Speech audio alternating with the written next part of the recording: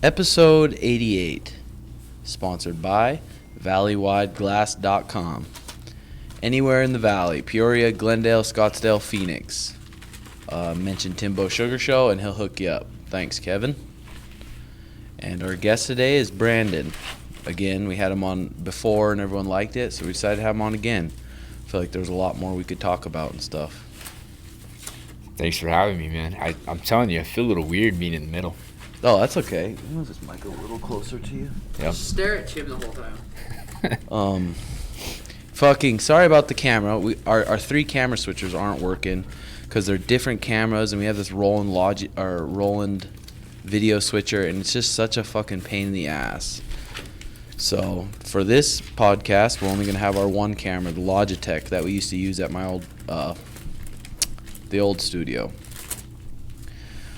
So. What are you drinking? Green tea. Why is it yellow? Is it yellow tea or green tea? I'm just asking. It's whatever, though. Is green tea is always yellow, I think, right? I think so, dude. He doesn't know. I mean, that just doesn't make sense. It doesn't make sense. So, Cheeto tweeted about sugar this morning. Did he? Talking a bunch of shit. This is what he said. It was funny, I thought. Cheeto gets super fucking emotional. Like, I don't know. I thought I almost made him cry the other day. I was just saying something, joking around, and I thought he might cry. Seriously? I was like, fuck, dude, I didn't want to make this fucker. What if he posted a pic of him crying? Start bucking around. This is what I said. All I said was, it was something not even bad. Right here. All I said, Cheeto, super tough, but easy money also. Yeah. And he comes back, you punk, face to face you couldn't say shit, and then online you grow balls. Because it's like, dude, we're fighting Eddie this weekend. Cheeto doesn't have a fight. We're not focused on Cheeto. In the fights, I saw him in the elevator. What's up, bro? And he's like, you couldn't say. I'm like, what do you want me to do? Beat your little ass up in the elevator? A little 135er? And he's like, all good. Enjoy your minute of fame as a coach. Fucking kook. And I said, I was like, holy shit, that offended him some way. Where's your attachment coming from? He said, I said, haha, was no disrespect, but you are a 135er. I don't want to bully a small person, but are you willing to take that fight with Sugar? And then his manager got into it. But then Cheeto said this morning, because he probably got fired up about the rankings. Because Cheeto was number 15, got booted out. Sugar jumped into 15. And it said, MMA Mania said, Sean O'Malley crowns himself UFC bantamweight champ, calls out Marlon Vera. Cheeto said, next time UFC call, you don't make excuses, Stevia bitch ass. Yeah, UFC called and I made some excuses. Did they call? Did they ask you for that? That's why I haven't talked to UFC since the fight. Oh, it's just funny. It's fucking funny. But as soon as he said that, I'm like, yes, that fight will probably happen. Or Cody. Yeah, but Cheeto, I feel like it's an easy fucking quick payday, dude. Yeah. And it's another highlight, the way he stands there flat-footed. He can't wrestle worth a shit. I think it's an easy fight and a good fight to make some more highlights. Yeah, it's true. What was he doing in Vegas last weekend? Was he there with the guy? Yeah, he was there with the 125er, Alex Perez. Okay. Yeah, but it's funny. I hope that fight happens because now he's talking shit, and then it can turn into a talking shit thing. It'll be it's more fun definitely when it's fun when people take it personal like that. Oh, it's because then it's easy to get under their skin. Anyone could say anything about me, and it's not gonna make me like even get a little flared up. Yeah, like unless someone says something, I go, "Whoa, that one touched me." Like when I did 69 with your mom, you didn't seem to care. No, I cared. Have you always been that way? No. Is that something I think it's more understanding that it's pointless. It's going to make it worse for me if it affects me. Yeah. The thing is, I'm pretty like, man, nothing really bugs me, but definitely something bugs me. When your mom called and said I was evil, that bugged me for a second. Like, I'm like, what? But you're not fighting my mom, so it's okay. Yeah. She said I was an evil I told guy. her. I told them all about it. Yeah. I was like, fuck. But then I was like, I made it make sense in my mind. Like, she's not in a very good spot, too. But, Yeah. It's more hurdles to overcome, right? I mean, I think you can check yourself when you realize something gets to you, right? It's another. Yeah. I think that's another avenue to grow, right? Like, why does it affect Hit that bag. me or somebody else, right? It's interesting how that is. Yeah. How does this thing work, man? You guys This is the Volcano. This is the same brand. You know that little pen or that little yeah. thing Tim had. This is the same brand. These are fucking pretty expensive machines, like $400, $500, $600, like quality I think this machines. was like $650. You were explaining to me that night how this works and the benefit, but run me through that again. Yeah. Well, it takes. There's no carcinogens. I don't know if there's none, but there's way less, or there might be none actually. I don't know. Well, You can the Google that, course okay? I took with Paul Check, he recommended this thing. When we went out to visit him, he was smoking bags of this and putting different teas and different even tobaccos in it. I was like, fuck, that's sweet. And then he came out with a program about marijuana and talked about it, and talked about how much when you burn the marijuana, you lose a lot of the benefits from it. It talks about when you're vaporizing it, you can vaporize it with different teas, or you can vaporize it with in different temperatures. different temps. Like a lower temp won't just like fucking blast you off, but if you smoke it at a higher temp, it'll really like Put the Call it bag in the couch air when lock you you. turn it. So if you vaporize it with a tea, how does that work? Is that what's in there right now? I just did Oh, a sativa. Okay, Dutch. So it's just weed. so But you can there put could be weed tea and in there yeah. with it, And and you then can- it would be a drink, or No, it it's you still the bag. smoke it. Still the bag. Okay, gotcha. And he was saying in there that you get just the same benefits from drinking the tea as you do vaporizing the herb. Yeast. And Huh. You're just letting it So all go out. Turn it off, Jobin. Come on now, brother. Are you serious? You don't know how to do that? Or holy. Where does Jobin come from? What's that? That's Tim's story. yeah, some fucking kid in Montana at the mall. He was just like a slower kid, but a funny motherfucker. He'd go into all the stores and he'd hang. I think his parents would drop him off at the mall all day or something, and he'd go into all these random stores and ask people for their name tags. So he Is has this 5 weird? different name tags on. I was like, "What's your actual name, dude?" Ooh. He's like, "Jobin." You don't even need a. It just stays in there. Yeah, just that motion Huh. to make them out. I'll get blasted off this fucking pod. Take an active rip. This thing's gonna get me higher than the rankings. The thing brother. about the thing about the weed, if you take big rips, like he'll be talking here in a minute and he'll forget what he's talking about. Yeah. No, I don't. I'm so smart. Chael keeps making videos. You see that? He loves that I did what I'm doing. It's fucking funny. It's funny because I've watched probably the last 4 or 5 years. I've watched so many Chael video interviews. Chael Sonnen and Conor McGregor, like those top guys. And it's funny just listening to him talk about it. Ooh, that's a good flavor. Yeah, it's nice. Did you taste that at all, I Brandon? did. It's really good. You can definitely taste the herb and taste the teas more when you vaporize them like that. Dude, I haven't smoked out of a bong or a pipe. I think we did a joint a little bit, but in a long time. It's nice. Yeah. The vaporizing's way nicer. I liked what he said, though. If it's been forcing me to drink more water. He's like, when you vaporize, it's super dry, and it'll dry you out. So you got to make sure you drink a lot of water when A lot of you're yellow smoking that tea and weed, shit. which is nice. That was fun. The Saturday night after the fight, smoked a little bit. I was telling Sean, I had this because I got pretty high, right? Uh-huh. So I don't smoke that often, and I found myself being really tuned in to wanting to connect more with you guys. Like that was my experience. Was man, like really appreciative of the moment, appreciative of being there, and then my kind of introvert came out first, and I was like kind of withdrawn, and then I want to Chat it up. talk to these guys more, and then you guys wanted to stretch. That was cool, just stretching it out and breathing, man. Yeah. Yeah. I know people are messaging me, man, did you guys get fucked up and go hard after the fight? I was like, fuck, dude. We just went back and got high and ate some snacks. In like and usual. out. What was it like early on in both of your guys' careers when you were fighting and you win?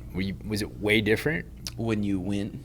After you win? Yeah. So like for you, you'd fight how long ago? Mhm. But did you want to party? Did you want to go out? Yeah, for sure. Oh, when yeah. when it was I in think- my hometown and I knew a lot of people, and you'd go out and you'd see people and just like bask in the glory pretty much.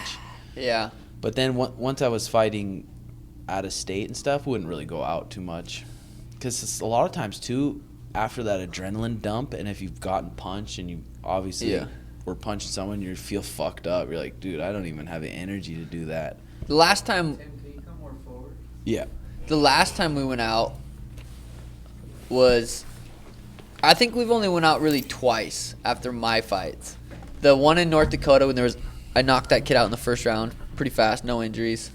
And we're like, there's Oh, yeah, that was nothing there. Nothing besides a fucking gas station that you could walk to, and we got some alcohol.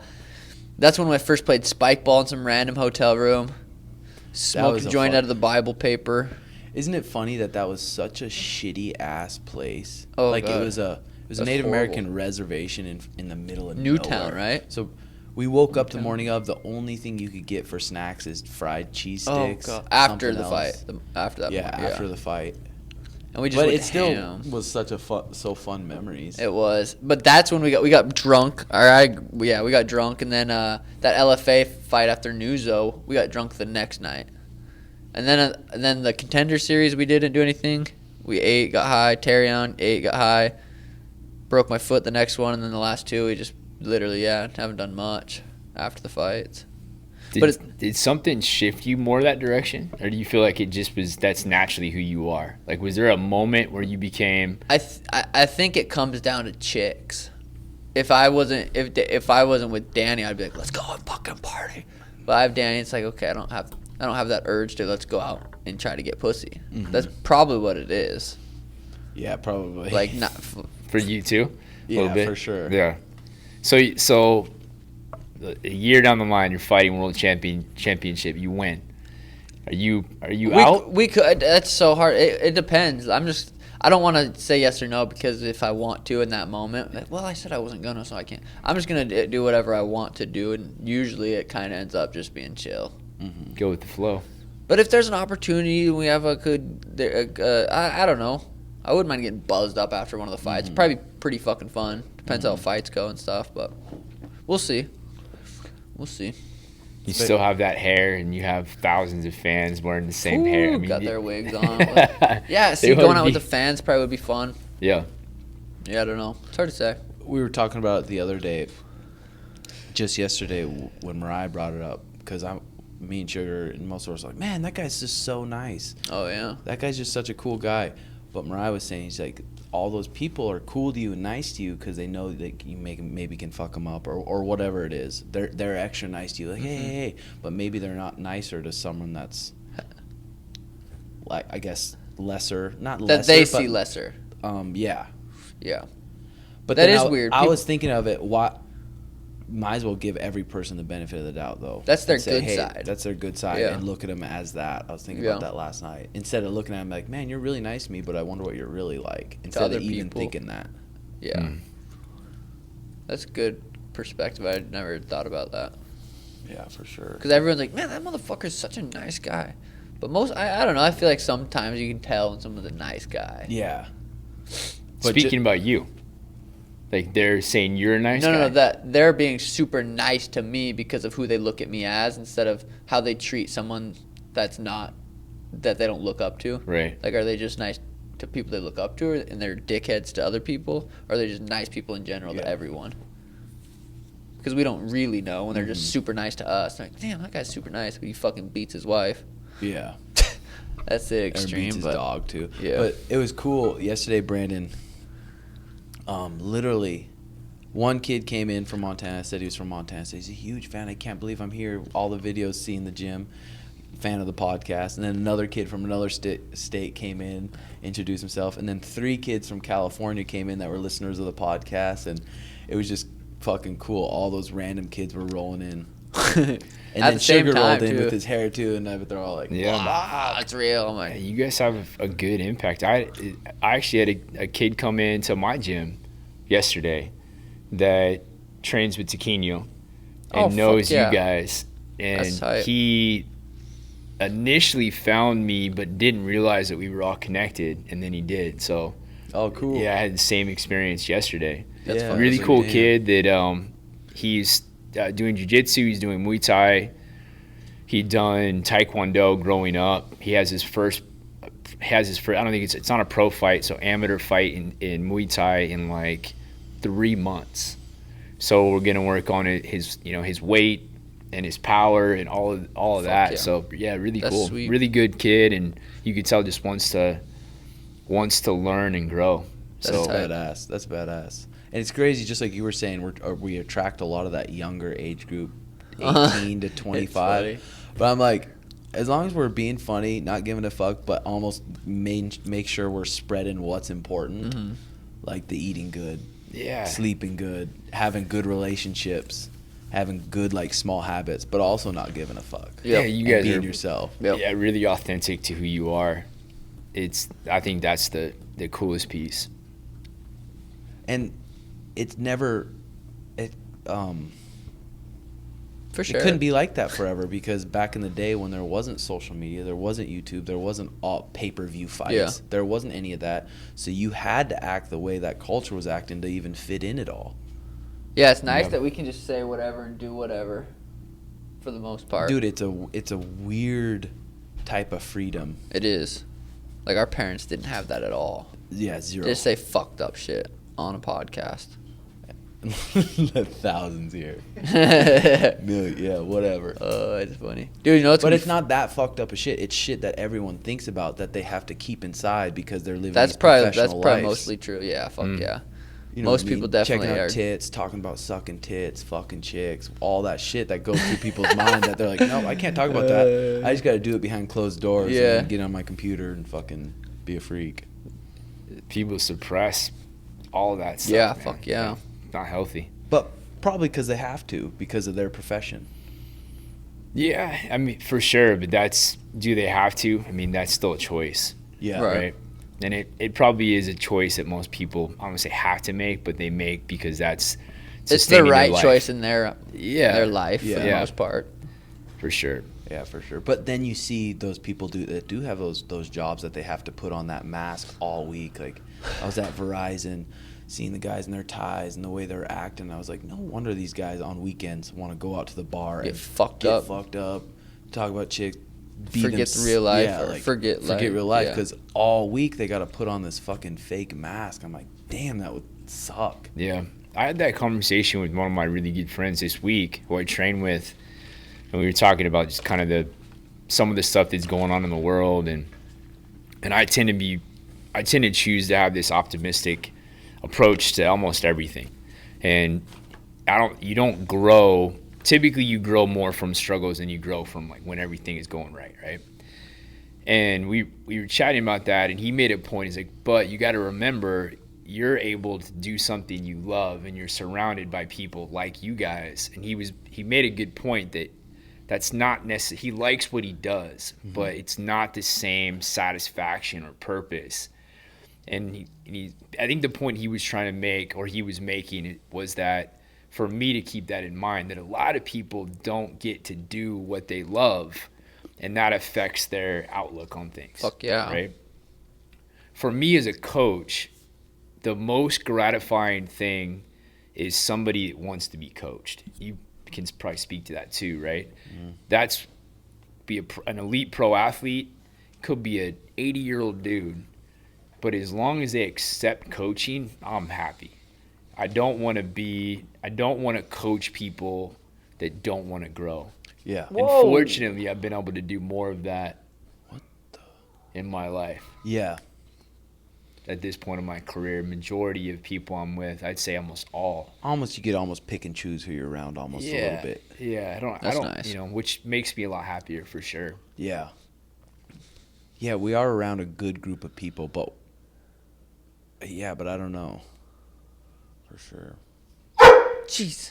Eckert. Scared the fuck out of me, Eckert. It's a good bark.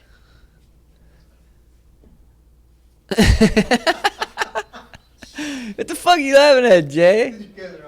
No, we're not. I'm not. I'm feel just great. meditating.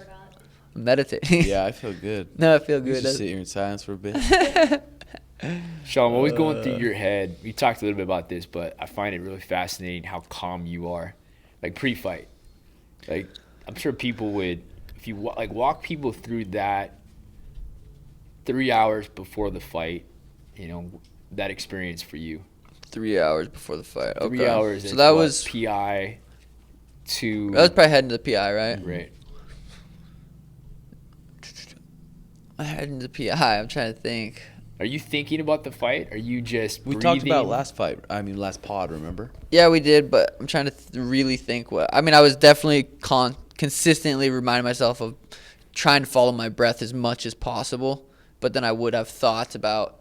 I knew I was going to come out in the fight, and I was going to throw a stomp, and then I knew I was going to let whatever just kind of take over. I didn't have any, I need to do this or that.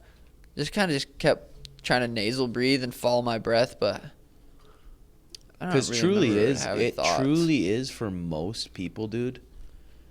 That 3 hours, 4 hours day of the fight is hard on people. Yeah. Because they're so scared of what's going to happen. And they're playing through all these thousands of different scenarios that could happen in a fight. You have no idea. You could go out there, throw the first punch, boom, and your hand shatters. Yeah. Or throw a kick and your foot foot breaks. I consciously know that it's easy to start building up stories, and I completely just cut them off right at the beginning. I don't even let them get, oh shit, what if this? And completely just cut it off. Huge skill in itself. Yeah. And I think that's a skill I learned from obviously fighting a lot, but doing the meditations and stuff, knowing, okay, if I'm just going to stop the story here, none of the anxiety is going to follow. So I'm usually, fight day, I feel really fucking calm. The whole fight week's pretty I mean, most that fight day is just a calm day. I don't really have coffee. I don't think I had coffee at all until I had a little just like drink before the fight, but don't do coffee. Don't really do much. Just chill. We work out in the morning. That's always feels sweat. fucking good. Get all that everything food moving. Yeah, get the food moving, the blood flowing. Then take a nap. But yeah, it's a pretty calm fucking day. But it's weird. It's like my body knows it's fight day. From the day that we got the fight booked, they know it knows like, oh shit, today's that fucking day. And it was nice not having any injuries. I felt healthy as fuck going in there. In the back, I felt healthy. My hips felt loose. My arms felt good. Has there ever been a fight to where it's like, okay, you're playing a lot of those games in your head, and you're like, God damn it. I remember before Tarion, for a little bit, like a minute, I'd say, when I had no one in the back with me because you had to go corner Lauren. You and Crouch were my corners, and you guys, we had a girl fighting before me. So I was sitting in the back, and I remember closing my eyes and laying under the table. And then I remember thinking, like, God, if I lose this one and I lose one more, I get cut. Thinking that. But I remember thinking that vividly and, like, closed my eyes, and I was like, it scared. Like, oh, fuck that. So I remember I just moved around, shadow boxed a little bit. But since then, the Andre fight, the Jose fight, that fight, none of those even pop up really. But yeah, that Tarion fight, I remember thinking that. I'm like, fuck, I could lose this and then lose one more and be cut. Has your meditating practice that's a big piece of that? I think so. I think that just helps with awareness, all around awareness, and then the awareness in those moments to know kind of how I need to navigate or which direction I need my thoughts to be going. Well, yeah, that same thing comes into your mind. Like, if I lose this and one more, you didn't sit there, okay, fuck, now I can't get that out of my head. You're like, okay, I've seen that thought. Yeah. Let it go on and then move on to the next. And I was starting meditating a little bit back then. And even just a little bit of that probably helped. Back then? Yeah. I remember Matt Lindland used to tell me, like, as soon as you have a negative thought, counter it. Boom, you get dropped. Okay, I'm on my back. What's the next techniques I'm doing? Or I get caught in an arm bar. Okay, what am I going to do? I got to counter it with a positive. I'm going to stack them up, clear my elbow. So countering that negative thought with a positive right away when you're thinking about fighting or even in the fighting. It's nice, too, though, because I truly look at the fight as like a skill versus skill. Okay, if it's just his best skills versus my best skills. And, the last couple opponents, I'm like, I'm just better. I have nothing. If they beat me, I'll be surprised. I'll be like, holy fuck. Something you couldn't control almost. I'm like, damn, how the fuck's this motherfucker going to beat me? But going into these fights, I'm like, I'm just better than these guys. I'm going to fucking knock them out in the first. Like, I truly feel that. And it's like, even if I don't show up and I get stuck in my head thinking in the fight, like, it's a dangerous spot to be in. But I still even feel my skill was so good that I could win still. Probably not a knockout or probably a decision or something. But if I'm in there focused, I feel like I'm going to smoke these dudes. Yeah, yours is authentic confidence. Yeah. I think that's rare. You've cultivated it, but when you truly believe it, That's a beautiful thing. I think Connor was kind of the first one to like act like that, but it was true confidence. It was real, and you could tell it was real. That's why I feel like not too many people are saying you are a Connor wannabe. I think they're like, damn, because I got that a lot initially when I started kind of blowing up you, but now that they see it, I'm like, oh shit, that's just real confidence. Unique, yeah. What about for you as a fighter, coach, business owner? For you, your mindset, that cultivation of a calm mind. Yeah. You feel like it benefits you, and you catch yourself in like if let's say your business, you're worried about getting new members.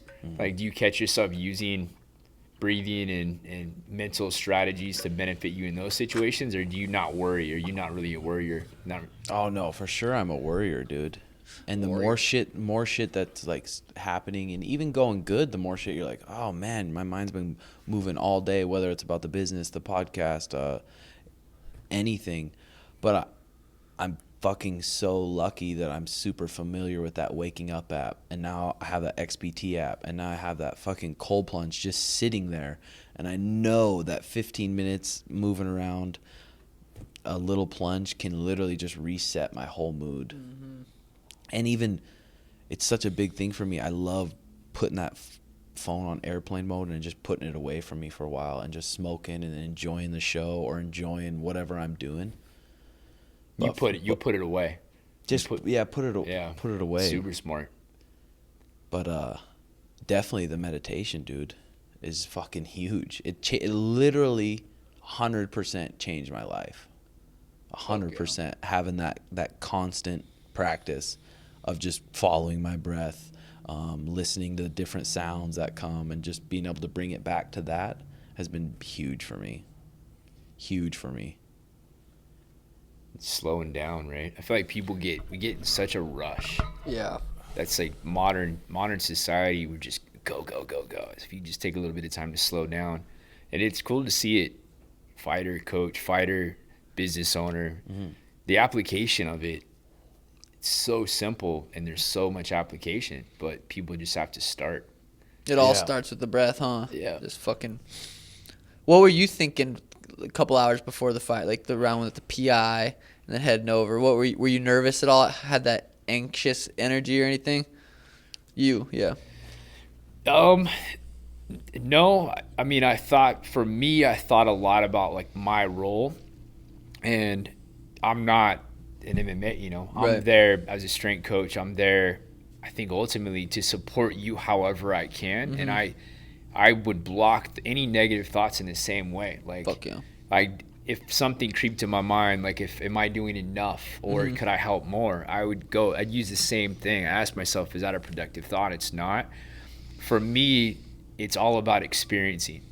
So that moment is so special to me that if I am worried, if I'm operating in this headspace, like I'm not experiencing this really cool moment that both of these fights have been highlights of my career, being a trainer, strength coach for almost 20 years. So I constantly go back to that. Like I constantly go back to, I remind myself, which comes from meditation, to experience the moment. That's good.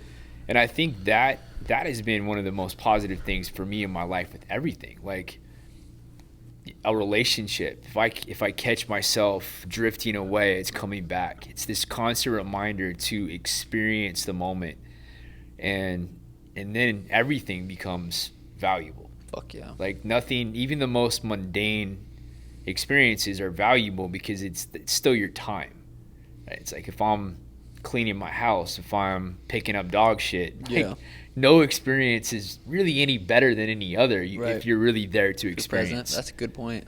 I was telling you this, I think it's the book, man. I read it a long time ago. I think it's The Art of Tennis. We were talking about this, but a quote that stuck out in that book, it's a mindset book, was it's not about wins and losses, it's about experiencing. And if you're there to experience, you are free. Wow. So for me, that kind of is everything. Whether it's competition or it's you're hanging with your friends or you're teaching, if you're there to experience, that's a pretty powerful state. Yeah, even experiencing a loss for a fight. We were talking about this yesterday or the other day. It's like I know that going through adversity is so powerful and good for you that if I lose a fight, I should be able to stand there, not get my hand raised and smile and be like, okay, now it's going to, well, what can we learn from this experience? And that's why I said your mind is so fucking strong. And hopefully the plan is to go undefeated, never fucking lose, and retire. But if a loss comes, it's going to force all of us, even mentally, to be like, okay, let's up it. Now let's up it. It's going to probably force you to for sure get better, but it's you're going to have all those extra mental battles for the next fight. Because maybe it's a fight that we went in there expected to kill the guy and something crazy happened. You know, it's going to definitely challenge your mind for the next fights. It's nice, though, even going after this fight, not thinking, damn, I'm as good as I think I am. I'm still like, fuck. It was Tuesday. I'm like, I need to train. I need to get better. I'm talking a lot of shit. I'm talking shit to Cody Garbrandt. I'm talking shit to Peter Yan. I'm talking shit to bad motherfuckers. But I truly believe I can beat him. But I know I can only beat him if I'm 100%. I'm doing everything right like I have been. So it's nice to almost feel like you always say, pretend like we lost that fight. Pretend like we lost that fight. It's almost just easy now. To be like, I need to fucking get better. I need to train. And you enjoy it. That's the thing too. Like if I had a pick, like I don't have to do shit all day today, or I have to train twice. I'll probably train twice. It's better for me mentally. Like if I sit at home all day, or if I don't do anything all day, it's not a good day. I'm like, fuck, I need to train. I need to get better. Yeah, those days are hard. Those days are hard to accept. Those days you don't do anything. But if you do just say, okay, today I'm not going to do anything, it makes it a little better, but still. Whew. But I have too much as soon as you can tap out to Quino about 5 times in a round, then we're good to chill. Maybe go spar Louis and not get touched one time. Then you'll be good to chill. You don't really have to get much better. Yeah, no shit. Which is never gonna happen. So it's like, fuck yeah. Those are some high. It's nice. I'm never gonna run out of guys to learn from, especially here in Phoenix. Like, I'm never gonna outlearn Tank Quino. Like, he'll always be able to teach us shit. Oh yeah. Louis, the kid we were boxing with the other day, high level, probably like a black belt boxer. Yeah. It's like we're not gonna outlearn him in boxing. We haven't even tapped into getting privates from all-American wrestlers and that kind of stuff. So and we have that opportunity. It's just the shit, dude. I love it. Is sweet. The people that we're starting to surround ourselves with in this group we're compiling, it's fucking awesome, dude. Well, you look at sorry, go ahead. I was just say, you think so many people don't operate that way, right? They're not looking day to day to grow. Yeah, that's true. I think that's a huge piece of happiness. I mean, whether it's in your profession or you're doing jiu-jitsu, you're reading, like if you can just put effort into growth, that's a good place to exist. I think that's a big variable in happiness. I agree. Whatever that means, right? It's, happiness is understanding that you can consciously control your experiences by how you think. I think that's a big piece of it. And then I think it's passion and purpose through growth.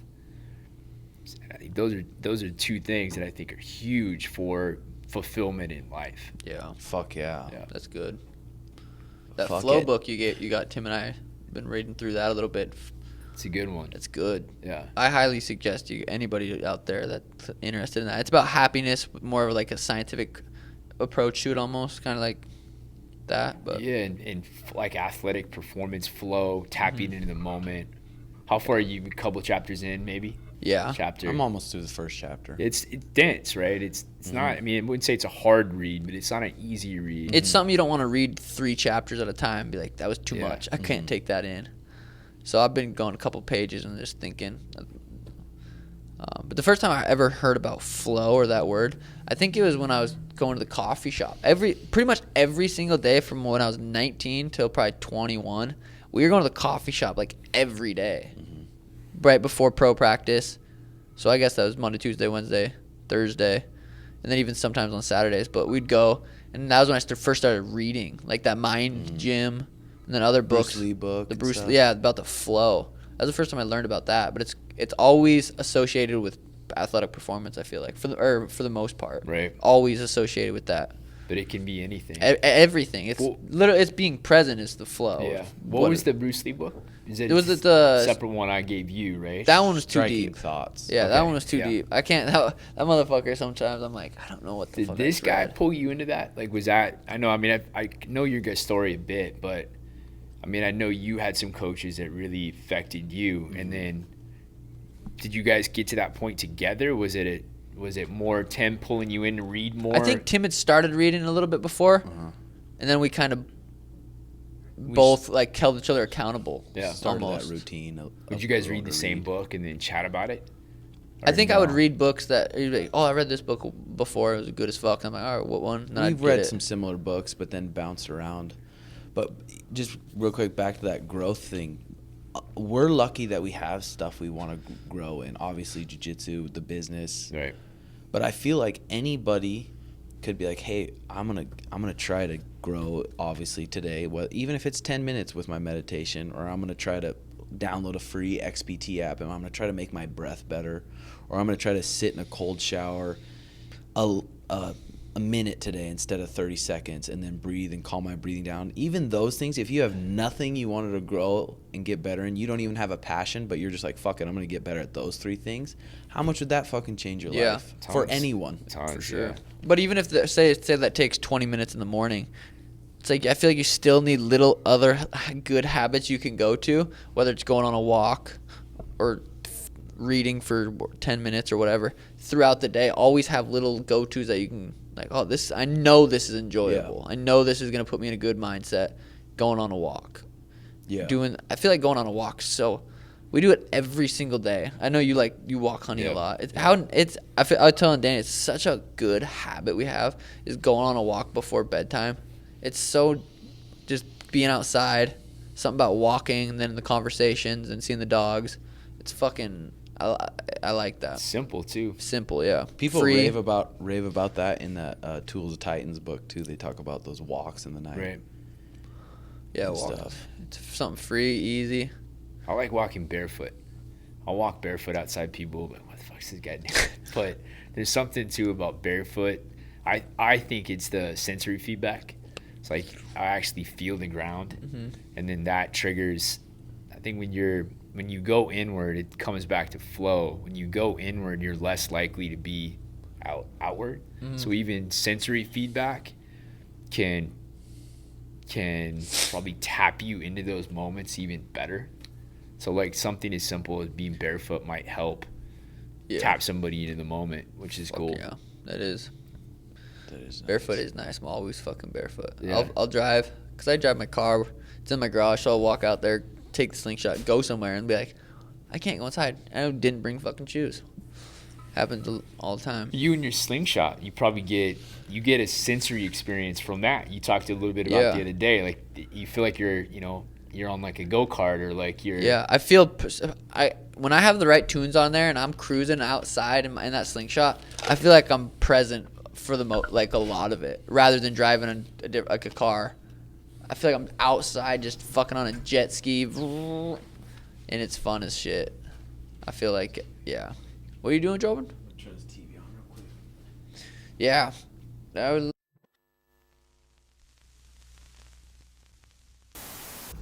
And our sponsor today, Optimal Carnivore, grass-fed bone marrow, whole bone extract. This contains New Zealand grass-fed whole bone extract, 3,000 milligrams, bone marrow, and cartilage. On Amazon, it's like $41 a bottle, and this is quality stuff. I've been taking it every day, and I feel like a difference. The benefits from it: strong, healthy bones, restore your bone density, healthy teeth, gums, strong joints, connective tissue, supports your cellular damage, powerful immune system, a bunch of benefits. The other one is grass-fed organ complex. It is liver, brain, spleen, intestines, kidney, lung, heart, and pancreas, all in a pill, blended up, ready to go. So check it out, Optimal Carnivore. We'll have the links in the bio. Peace. We watched the fight last night. I've watched it about 500 times, but we watched it, Tim and I, Mariah and Danny rewatched it. It was fun. It's fun to look at the fight from different perspectives. I'm like, all right, let's see how he does. Pretending it's not me and looking at it. Oh, it's nuts. It's but you funny. see why people come up to you in public and they're like, oh, because you look with the hair and the face, I look like a character. face tattoos. You look like a character. Yeah, exactly. But it's fucking fun watching those fights in different perspectives. Yeah, Like, it all right, is. let's see. So, It was- so that when you was say fun. that, though, what do you like? A perspective, you actually go in as a fan? I Like, think what I'm do you mean? super narcissistic. Is that? I'm just like I'm a fucking huge fan of yourself. my performances. I fucking rewatch every one of my fights more than any super fan I don't has. think there's anything wrong with that. Cause, dude, I know you're not, because after that night, watching you being blown up on ESPN and even the Chael interview, and you stayed so humble. Like, I don't even know if I could explain it well, but I mean, maybe there's elements of that, but I don't think those elements are bad. Right. It was cool to watch that, because I found myself thinking, like, if this was fucking me, it would go to my, like, it would go to my head. Like, Yeah. you know. I learned that's not good because it did go to my head before. I think Right. that's kind of when Danny and I broke up for a little bit, and so I had went through that, and I'm like, damn, that's not the way I want to respond to all the attention. Yeah. So I was like, I don't know. Now it just, I don't know. It's funny rewatching the fight. I'm always asking Danny, I'm like, I mean, if you want to watch the fight tonight, we can. She's like, sure. She's always down to watch it. It's fucking funny. What are the different perspectives, though? Because I'm still trying to figure that out. Yeah, just like watching it, like I'm just a fan. Like, all right, let's see how Sean does tonight. Or sitting down and getting ready for the pay-per-view. It's opening, and just looking at it like I don't know what's gonna happen, and I'm hoping Sean wins or something like that. It's fucking. So It's even funny. after the Contender Series fight, you were how old? 22. 22. So in your mind, what was almost going on? Basically, almost After what we s- thought would happen when Money and Fame come, Yeah. like chicks partying like all over. I just kept knowing, like, I'm going, even from before then, I knew I was going to be a huge, like, big celebrity star. So I didn't feel like that yet, because even though I did get a bigger following, but I still didn't feel that famous because I knew how big I'm going to get almost. So now I'm starting to be like, damn, it's actually getting there to where I'm driving. But what helped like humble it almost? What I'm talking about. Breaking up with Danny and all that stuff. Okay, That's that's when right. I was like, damn. But I don't know. There might have been more stuff to that too, but that Yeah. probably played a role. I think, and I had surgery. I was literally, she worked 40 hours a week. She'd come home. My foot's up. I haven't done shit all day. So I don't know. I think there was a lot more that played into that, but I feel like I never really let it get to my head too much. Maybe a little bit. Not too bad. I mean, I'm pretty If it cool, was though. bad, I would have probably said something. Like, don't Well, that's why I act surround bad. myself with you guys too, because Yeah. like you guys don't give a fuck if I'm sugar. Like I'm just Sean around you guys. Yeah. You do it really authentically.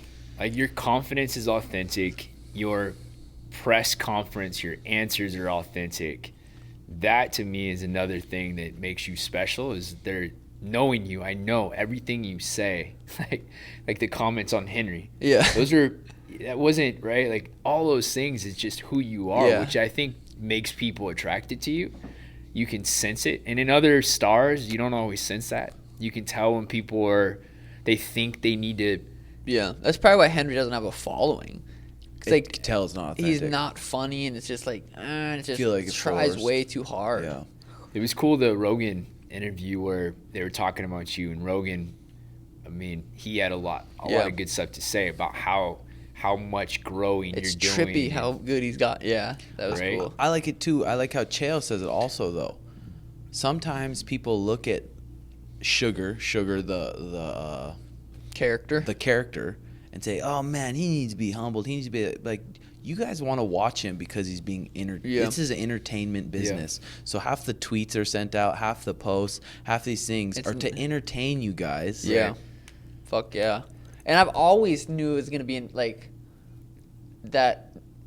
I guess it's probably from watching Chael and Connor so much. I don't know if it was before I would think like that too, but I'm like, it's an entertainment business. I always kind of knew, like, not necessarily the best guys in the world are in the top top positions. Like, I don't think Connor's a top 5 lightweight or even a one welterweight. Like, I think it loses to a lot of those guys, but just by being so fucking entertaining, he's in the talks for the title.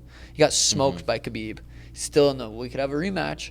Just because he's a fucking character and entertaining. Yeah. And I want to be like that, but my skill level also be the highest of levels, too. That's the dangerous combination. I don't even remember what we were talking about. But that's the truth, though. And we, like I said, with all the coaches and the people we have around us, there's the recipe for that. To have those skills. In Ireland, Connor didn't have an ADCC champion. He's training with every fucking day. Dildo Danis. Or a trainer like Brandon, he's training with all day. Like, so it's a little different. It's nice that we can continue. I can continue with our workouts, our strength conditionings. Like, we're gonna up it to 3 times a week, which I think is fucking perfect. And that'll be nice. Continue to get stronger and faster. Like what you said, you're like, dude, I seriously feel like we're just scratching the surface with my athleticism and the speed and power. And I'm like, that's where I get that confidence from too. As soon as you said that, I was like, dude, you're just scratching the surface in jiu-jitsu too. That's true. Like, we really are. Just starting to learn more about those, just understanding jiu-jitsu still more. In the leg games. Yeah, it's like, that's going to sweet. fuck someone up like Henry. Say, okay, he takes me down. Now I'm attacking his ankles and his knees. We'll see. Positions that you don't see in wrestling, and you know he's not spending time doing jiu-jitsu. So if you can put him in those jiu-jitsu scenarios to where he's not familiar with, all those wrestling scenarios he's familiar with. Right. He can fucking go to sleep and do all those. But all those different jiu-jitsu scenarios he's not familiar with. Where in a fight, so somebody that's a high-level wrestler, we chatted a little bit about this, but they're different compared to a high-level jiu-jitsu guy. The takedowns, there's a different type of riding. How do you see that, and how does that work for somebody like, if you're going to fight Henry and he's going to try to take you down, or he said on the Joe Rogan, he was talking about like a high-level wrestler. Explain that to somebody that he said I should be working on my wrestling. Jiu-jitsu's getting good, but I should be working on my wrestling. Yeah. So you're saying who would win I hear what a he's black saying. belt? Oh, okay. No, I see what he's saying. And in those positions, there's certain positions in wrestling. Say if I'm on all fours and I'm trying to stand up, wrestlers are really good there. They're really good there. Up or holding down. Holding you. Wrestling's good at controlling that person. So as that person's getting up from all fours, they're going to be grabbing a wrist, grabbing an ankle, and trying to stuff you there. You back down. As soon as the guy's on his back in his full guard, wrestlers aren't used to being there because they don't. That's a pin. You put someone on their back in wrestling, it's a pin, boom, match is over. So this guy, some skinny kid with a lot of flexibility, is threatening all these different submissions from his back. That's not a super strong position for Henry, being on top on a good jiu-jitsu guy who's constantly throwing attacks, constantly attacking. It's not wrestling, it's jiu-jitsu. Right. So once you get into wrestling, it's takedowns, and then it's on top, grabbing a wrist from that referee's position where the guy's on all fours trying to stand So there's up. only so That's many wrestling. positions that wrestlers have like an advantage on the ground. But for the most part, once it's on the ground, it's jiu-jitsu for the most part, right?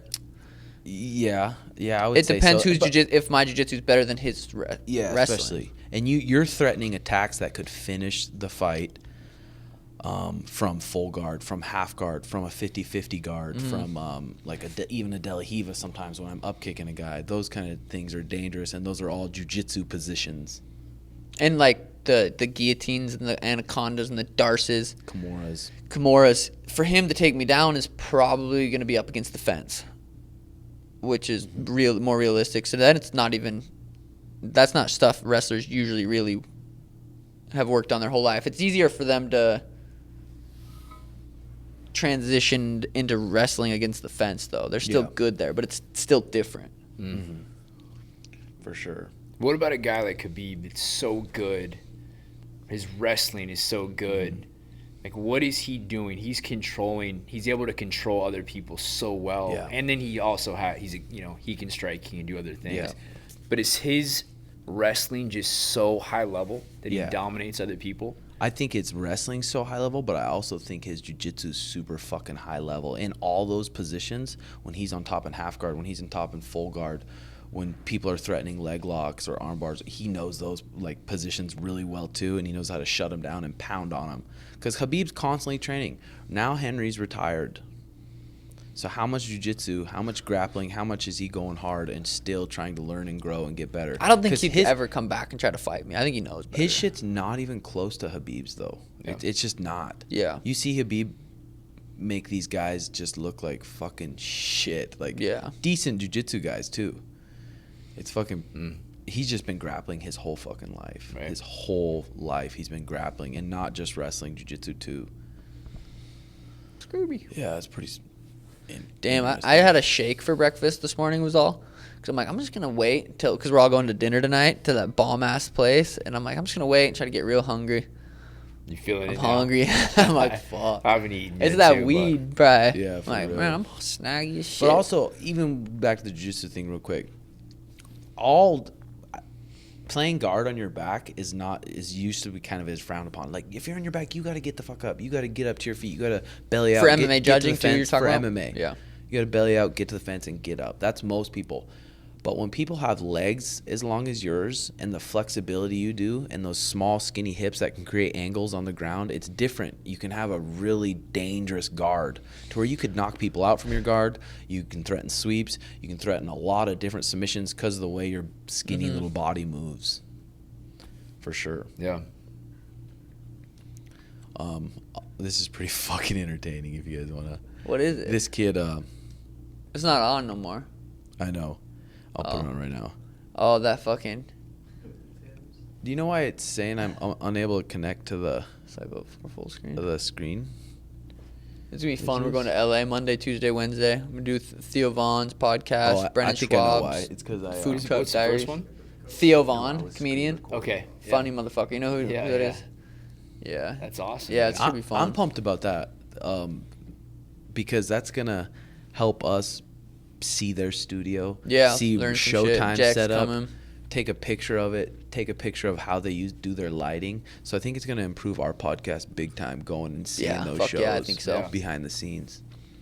This kid randomly messaged me. It's too good. I love talking to him. He said, and I'll screen record it so we can put it on the pod. Let me come train with you and Sugar on the low. Yo, I'll deadass give you Sugar 10K just to meet him. No cap. Or 2 smoke a blunt with him. Huge fucking fan, bro. I train hard. I said, haha, 10K. You come train 100. I'm out literally after the summer, cuz.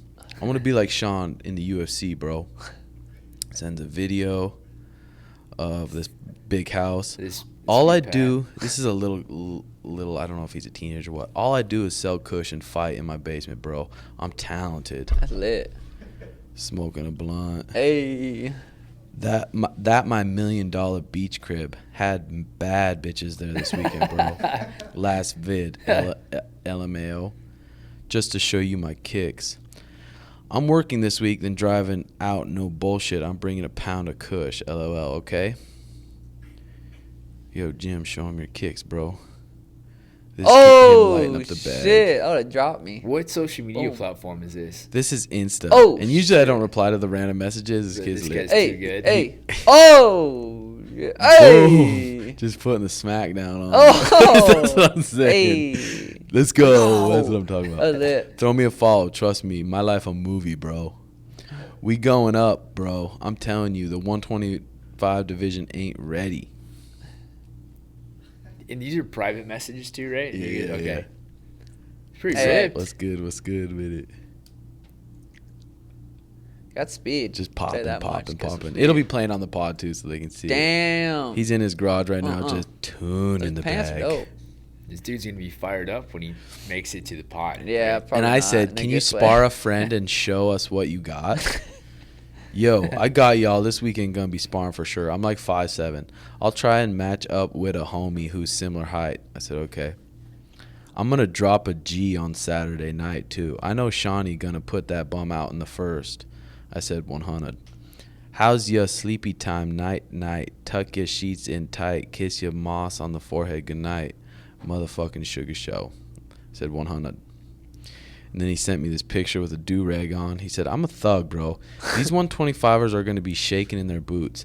And I got 7K on the wrist, boy. Rolly, rolly, rolly. Lit. I said, lit. Find a friend to spar and Sugar and I want to watch. Bro, I'm straight up. I have no homies who want to put a round in with me like I used to live in the trenches, bro. But I'm just going to drive out to y'all and pay you whatever to train me or live with y'all. I don't care, bro. I just dreamed to be in the UFC, bro. Like, before I found out Sean when he was like 6-0, I was like, fuck, bro.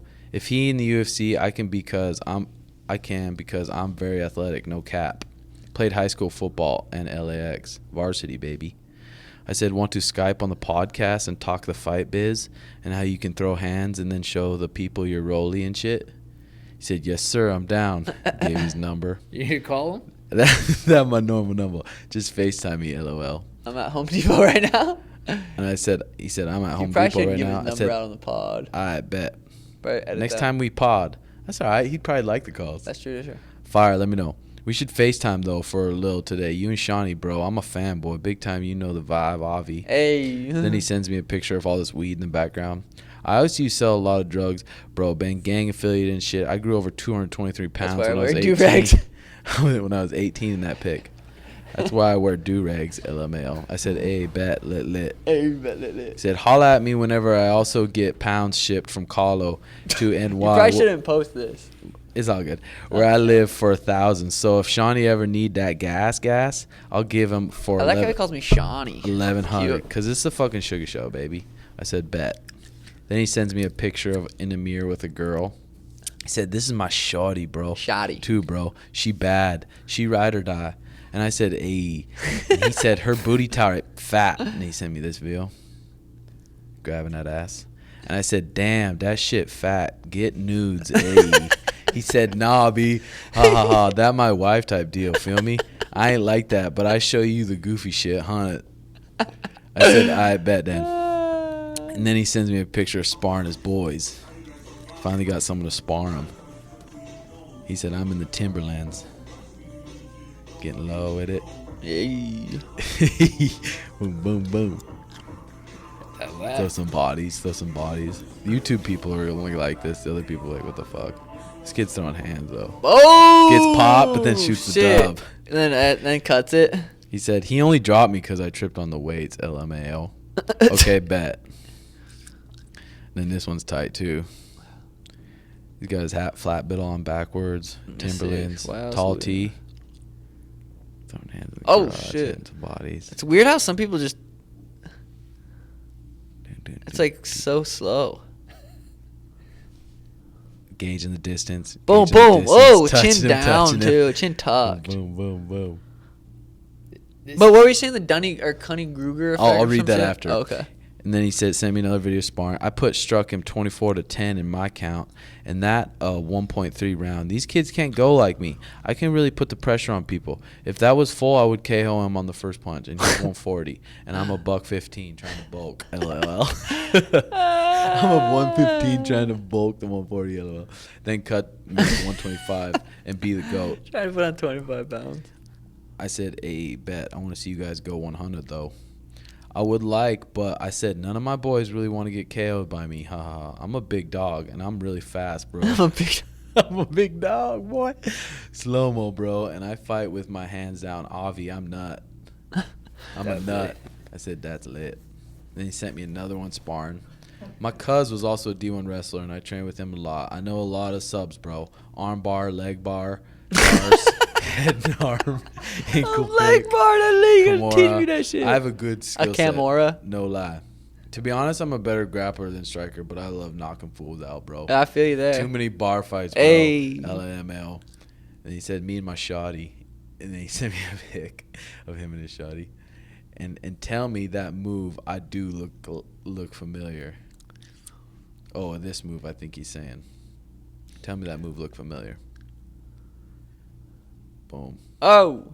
Tell me that look. Hey! Bang. Bang, bang. Did you get that shot? See what I'm saying? That was it. This guy's great. He said, I was made for this shit, bro. Trust me. I believe that, boy. I said, I believe that, boy. Can you please throw me a follow and tell Sean too dead ass, bro? That would mean so much to me. I'm corny like that. Ha ha ha. I said I want to see you drop a homeboy, then we follow. Hey, I said facts. I got you. Oh, I haven't even seen this video yet. Is he gonna dunk? No way. There's no way he dunks. Oh, he rises Does he up get the easy rim? with the Timberlands. Oh! I thought he was gonna get there. I was like, whoa, that's pretty good. So that's the type of combos I have on Insta usually. That's great. Well, that's Chat where you with spend my your people. time. That's So fucking you engaged for a while, man. I mean, that's It's just How fun. many days has that been? It's Over just a week? fun a talking week? that lingo with that kid. yeah. It is fun. Hey. I It's know, too talking good. like that, it's funny. Is that how all kids are these days? I have no idea, dude. So Peter yeah. Yan said, ahead of the bantamweight title shot, Peter Yan confident he'll rule division for a long time. Peter said, my time. Sugar replied, calm down. You can't even spell your name right, Peter. And a lot of people are talking about that. That tweet. Someone said, that's racist. I'm like, how is that even? But then everyone's got me saying my name's spelled Sean. I'm like, yeah, well, you got me there. That's good, though, because It just gets people the talking. fact that he even replied is good. Oh, yeah, he said, you are working for me now, curly boy. I thought of something super fucked up to say. I said it on Xbox today, but I can't say it out here. Come on, give us it. No, give us it's it, too give- juicy. Come on, give us it. It's too juicy. But I gotta make fun about something. I'm trying. I'll think of something about it. He's got a 67-inch reach, which is pretty short. He's 5'7", so we got a couple things. He brewing fights out. next weekend? Or is it 2 weeks? It's like I think 2 it's weeks. July, July something. 11th or Okay. something. But has he fought someone who's shot on him a lot or not? He beat Jimmy Rivera, Uriah Faber. I wouldn't mind watching those fights again. Well, Jimmy Rivera was beating him in the first, got dropped right at the end. Was beating him in the second, got dropped right at the end, and then Peter won the third, I think. Huh. You're right. He dominated. Uriah. But yeah. what is his skill set? What is he really good at? He's fucking good. He's a high level motherfucker. He's predominantly a striker, Yeah. boxer. Lots of sweet tricks. I think he lives and trains in Thailand, doesn't he? He's good. He's fucking really good. Yeah, Just so that's going to be surf a lot. badass. Hey, that's funny. God, I'm jacked for dinner tonight. I wish I'd had a little more something, boy. I'm too. We're going to a steakhouse. It's going to be good. I'm fucking pumped. Yeah, that's gonna be pumped. Oh, yeah. I'm pumped that we still only had to do the throat swabs for the COVID, aren't you, Brandon? Yeah, We didn't man. have to do the nose. I Because was- Mariah was telling me some people get those nose ones, and they get bloody noses for like a long time, right? I was stressed out about that. I really was. I was wasn't too, looking dude. forward to it. I don't like shit like that. So, I was like, but I might as well not think about it too much. That's what 'cause I it's gonna thought. Be a fucking I knew it was second. gonna be. I was like, fuck it. I'm just gonna do it. It's fun going back and getting these pics and stuff. Oh yeah, this is after. Just healthy. That's fucking sweet. you being look healthy pretty, out you of look what? pretty tank right there. Oh no, too. it wasn't. That was before This the is fight. Yeah, before. my bad. Oh, that's before. Yeah. Oh yeah, those pictures. When those pictures came up when I was in the cage and there was like my hair, I'm like, what the fuck? I bet Oh, I'm people sure are like, people this is are- lit, boy. Yeah. Yeah, that was crazy. That's super crazy. God, doing that ESPN interview right after weighing in, you can hardly talk. My mouth's like, I know. my eyes are just so. I look like I'm a fucking crackhead. They can't be doing that shit to me, boy. So the cuts have gotten a little bit harder as you've gotten bigger. I think it a little bit, yeah, but I think it's just I cut a little more than I needed to the night before. I could have woke up 4 pounds heavy and cut it that next morning because it did fall off pretty easy instead of cutting two and a half. It's like when you went back and hit the treadmill, right? Yeah, I You could have probably felt just like hit it for. in your mind you needed to do it. It was just Yeah, I'm like, I'm gonna hit 30 minutes on this bitch. Gotcha. I could have done 15, and I should have done 15 probably. But that's good to know. We didn't also have a hot tub to use like we'd usually do, and it was just a little bit different. I knew that next morning I wasn't gonna have a hot tub, which is rare. So The thing is about those weight cuts too, is if you're not doing the right things 3 weeks, 4 weeks out, if you're not following your diet, that water is gonna have a tough time coming off. right. yeah, But It's if a you science. if you follow the Dan Gardner program, you do the right water load, you cut out sodium at the right time, you got to just trust that 4 pounds will fall off easier than you think. because I was just for fun. I'm gonna check my weight, knowing I was gonna be high because I was drinking 2 gallons. Tuesday night or Wednesday night, whatever it was. I think it was Tuesday night. I was 150. I'm like, and it's weird being like, holy shit, I got to be 136 in a couple days. But I knew I was so waterlogged, so heavy, and I still hadn't cut out salt, so I was still retaining all that water, that I was going to be heavy. Usually people say don't look at the fucking scale at night. Look in the morning. But I was just curious to what I was weighing. But seeing 150, it's like, damn, that's weird. You have so much water, but you're still hungry. And then it's this weird battle when you get closer to weigh-ins. It's like, okay, my weight's so down already. I'm like, let's just get it off. Let's just get it done with now. But it's like, man, suffer extra. Almost just knowing, be like, okay, I don't want to fucking be dehydrated this bad for 30 hours. Right. I want to be dehydrated this bad for maybe 1 to 2 hours. And we were there first on weight. We were there 45 minutes early because I was like, I want to weigh in first. I'd rather weigh in first and suffer a little bit more now than not weigh until 9:30, but be on weight at 9. So then you were coming back to life before my eyes, which was I bet that was trippy. Like you started rehydrating, and I was like, looked away for a minute, and then you looked different. Dude, it was crazy. Yeah, because my everything just so sunk. 136. That's crazy that I was just sunken, dehydrated. I think we should do like the sugar show fight challenge. Like people, let's see if people can cut like they're gonna train for a fight. How can we throw that out there like a challenge? Yeah, even if it was. Well, Tim and JX were talking about this is not gonna ever happen. Tim said, fight week we should. I'm feeling fat. He said JX and him should have a goal, a certain weight goal. And there's not a chance because when I'm What if it's JX gaining weight and me and you have to lose the weight? JX has to get to 160. Yeah, eat corn dogs. I think it'd be good to go through the weight cut though, and actually do the sauna, do the hot part where you're actually dehydrating yourself, do the water load, and try to hit a thing. That would be fun for me to watch. You guys have to do it too, instead of just me suffering. And while we're going, they're high going. I don't know if you want like enjoy that. Your head coach though being able to. He's like, he can't think. He's like, well, he wouldn't go to the I don't want to extent. hold pads. I'm too. Dude, I I'm can't cutting, hold pads. Come on, I'll hit light.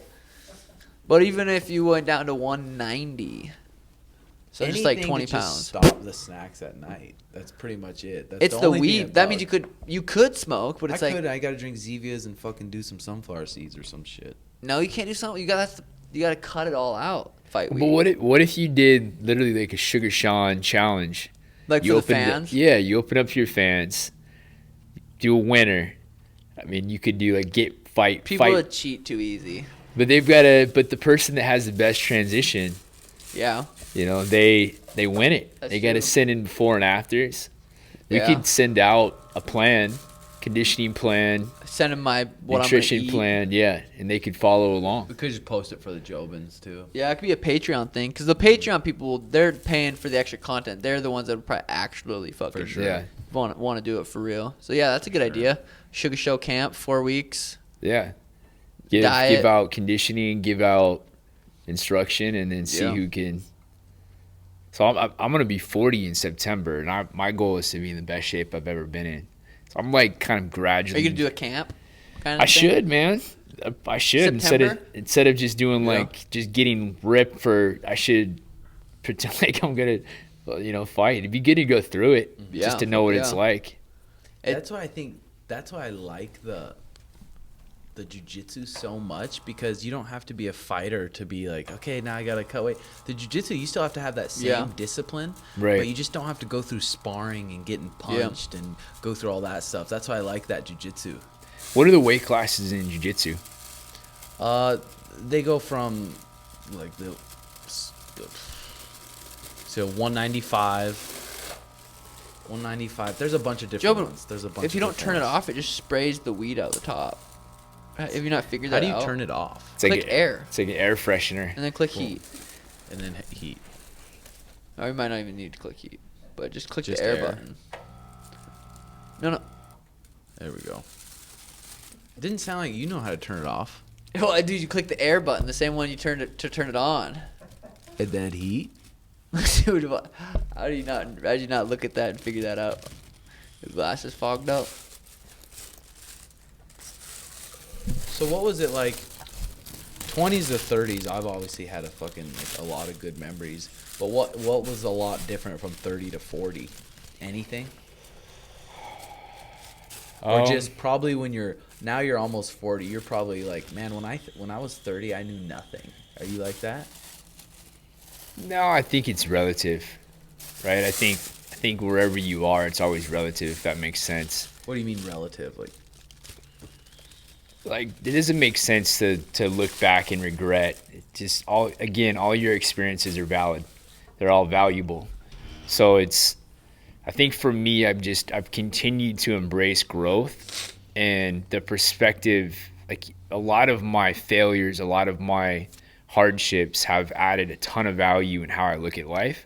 So I think I've just added to that, and hopefully the path that I'm on, as far as, you know, mindfulness, meditation, being able to experience like it, I believe like that's a good path.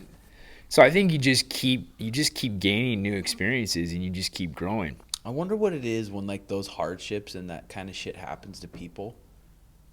Like why some people turn to fucking booze and some people turn to pills, or some people turn it the other way. Their habits. It's probably easier. But where did that, like, me wanting to start those habits come from? Where does it come from to start those habits? It's easier. It's a quicker fix. It takes a lot of work to change your mind. Fuck yeah! I was talking about that yesterday. I think it's that. I think people, it's how we're conditioned. You know, most people in our culture, and probably all cultures, go through periods where they drink a lot, and that either leads you down a path of you continue to do that and it gets worse, or at some point you're like, man, this is fucking not working, because it's cool in the moment, and then the next day I feel like shit. But is it from your child? Something in your childhood? Yeah, Probably. or your childhood. Gotta be. Nature nurture constantly is a constant like collaboration, right? Like I don't think it's one or the other. It's your genetics, it's your genes, it's how you've been conditioned, it's the environment, it's your experiences. They're all like pulling you and pushing you in different directions. It's crazy constantly. how much different you and your brother or sister can be. Right, for sure. Like how you guys can live completely or have completely different thoughts and stuff. But like you were saying, it takes effort and a lot of effort to change the way you think. It takes a lot of discipline, awareness. It's so much easier to think lazy and just let your mind just think whatever, whenever, however. It takes real effort to be like, okay, I need to not think like this and do this, or not think at all, or whatever. Yeah, you're right. And for a lot of people too, I think the easy answer is I'm gonna just take a big bong rip. And boom, just numb it. Drink a 6-pack. That's why I truly don't think weed, if you don't have a healthy mindset and you don't have healthy little habits and routines, if you smoke weed and your mind's not healthy and those things aren't in order, I don't think it's good. No, definitely negatively affects good thing. you. I'd say 90% of people that smoke weed are doing it, but not the best way. For sure. They're not doing it like, I'm going to take a puff and then I'm going to go outside and stretch. Yeah. I'm going to take a puff, I'm going to read. A lot of people are just like, I just need to take a rip and Numbness. just to not think about what I'm thinking about. Yeah. But that was like me when I first started, it was more like that. Sometimes still it's like that for me. Yeah. Like I kind of want to shut my mind off, so I'm going to take a big rip. Yeah, but then it's like I'm going to focus on the show. I'm going to take a big rip and eat dinner or something. But still, go ahead, Brandon. So I think first I think that's really insightful, right? To be able to express that like anything can be overdone. Yeah. And probably your marijuana haters, right, whatever, like they should hear that. It's like somebody can responsibly use it and it benefits their life. It helps them cultivate creativity, connection, compared to the other drugs like alcohol, which I don't think that ever happens. And even, like the other drugs that are way worse. Like marijuana is probably the one drug that if you use intelligently, if you use responsibly, it can enhance your life. Yeah. And it will enhance your perspectives where other drugs won't do that. I think it's super similar to caffeine, but people just don't see caffeine as a drug. They're literally altering your mind. Right. And people can abuse caffeine. You see Starbucks line full at 5 p.m. That's It's like crazy. those guys are all abusing a drug. And I guess caffeine can, if used correctly, can enhance your Fuck yeah, it right. does. It makes you more productive. Yeah. For sure. Yeah, that's a good perspective. That's why. But I think a lot of times weed does that too. If you're a creative, artistic type person, and you smoke that weed, or if you, I hate when people do something and are lazy, or they're eating a ton of food and they blame it on the weed. It's the fucking weed, man. It's like, no, it's not the weed. It's you, and you're letting that weed take over. I've done diets where if I smoked weed during my diets, I still stay consistent on a diet when I smoke weed, 100%. I can go work out when I smoke weed if I want to, but using that excuse like, man, I smoke too much weed. It's like, I know. dude, Just that's lazy. your- That's the your lazy way of weak thinking. mind. That's right. what it is. It's a mind thing for sure, man. It's totally a mind thing. If you don't have control of your mind without a substance, you're probably not going to have control over it with it. But if you have control sure. over it, then potentially the substance can enhance that. Maybe make you more aware of what you need to do or how you want to change yourself. Give it a different perspective. Yeah. It's funny, in 8th grade, we had I was, 8th grade's when I kind of stopped. Like, I did a little bit of homework, but not much. Homework. But I had to write something about marijuana, and my dad is a cop, and so he basically wrote the whole thing for me. But I had to stand up and read it in front of class, and I just remember I had to talk about why marijuana was a gateway drug. I don't remember what I said all about it, but how is it a gateway drug? Like, how does that even like into harder shit like meth and heroin and coke? That's what people say. I think it is a gateway drug. Obviously, if you're not a healthy person, but could be. How much pain you're in. Be like, man, this marijuana's not doing it. I need some fucking heroin Yeah, now. the root isn't the marijuana, it's the mind. Yeah. It's everything else. Yeah. Right. it's funny how that marijuana gets called that. That was like a gateway drug. Like, I just did marijuana, didn't feel it. I need to do meth. When you first came down, obviously you were against weed because your dad engraved that into you. But is that when you started almost more questioning everying? Is when you're like, damn, this Well, I weed was isn't always what I thought it questioning was. religion, and I was always. Oh, you were? I was always like, but remember, because if I said like, "Oh my God," I would still feel guilty if I said, Yeah. "Oh my God." Same. But I was always the kid in the confirmation class, like, would you guys believe this shit? But then I guess I kind of did too, because I was Yeah. scared. You were scared, exactly. Probably just, it's weird. That's what they've put into you, is fear. Yeah. To think God's not real or whatever. Or you'll go to hell. A lot of it's from fear. Yeah. Might as well be religious because there's a possibility we go to hell. Yeah. What were we talking about before that? Were you ever religious? Yeah. Yeah. Still am.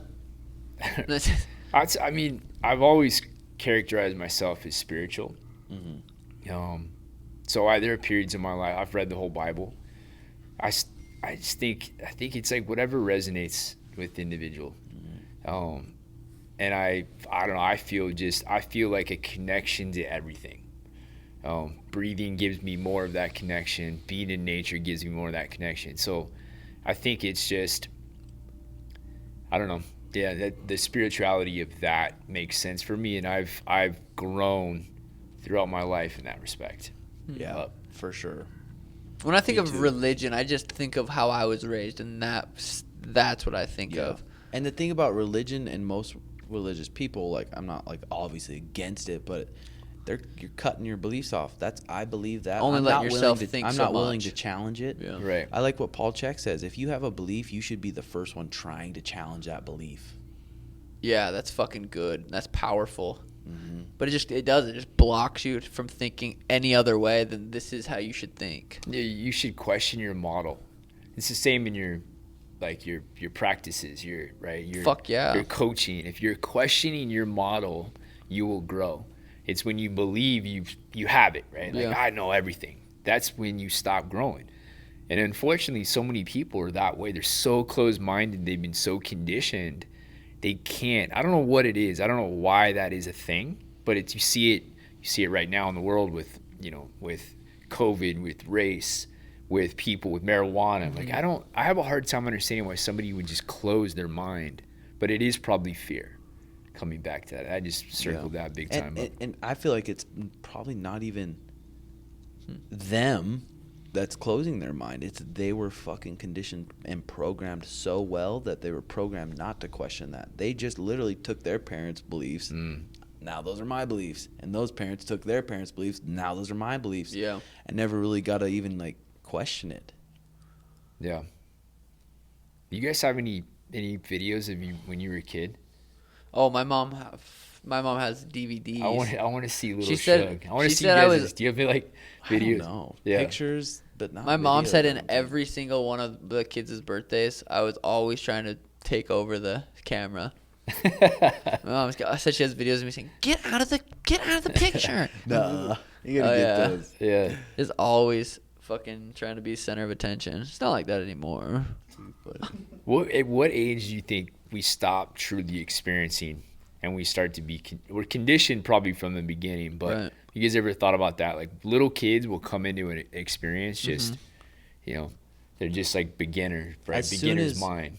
As soon as I think, I'm pretty sure I read this, but as soon as the child tries to express himself in a certain way and the parent says, no, you don't act that way because of that, that's when they start the programming. They start saying, hey, Judging. yeah. Yeah. Once they start saying this is mine too, is when the ego starts forming, which is probably when those thoughts start forming.